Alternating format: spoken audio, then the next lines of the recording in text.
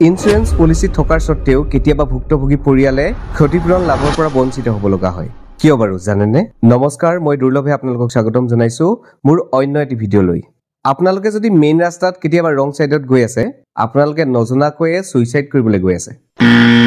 অৱশ্যে এটো মোৰ কথা নহয় প্ৰায় সকলোবিলাক ইন্স্যুৰেন্স কোম্পানীৰ নৰ্মছ অনুসৰি কোনোবা এজন মানুহ যদি ভুল দিশৰে গৈ থাকোতে দুৰ্ঘটনা সংঘটিত কৰে তেতিয়া সেই মৃত্যুক আত্মহত্যাৰ লগত তুলনা কৰা হয় কাৰণ এনে ক্ষেত্ৰত দুৰ্ঘটনা হোৱাৰ সম্ভাৱনীয়তা প্ৰায় 20% বাঢ়ি যায় আৰু সেইভাবে ইন্স্যুৰেন্স পলিচি থকাৰ সত্ত্বেও ভুক্তভোগী পৰিয়ালে ক্ষতিপূৰণ লাভৰ পৰা বঞ্চিত হ'ব লগা হয় আপুনি হয়তো এই বিষয়ে জানে কিন্তু আপোনাৰ দেউতাক মোৰ খুৰাক বজাৰলৈ যোৱাৰ আগত এইবিলাক বিষয়ত আমিটো সচেতন কৰিব লাগিব গতিকে এই ভিডিঅটো যিমান পাৰে হিমান শেয়াৰ কৰি দিয়ক আৰু সকলোকে সজাগ কৰক ধন্যবাদ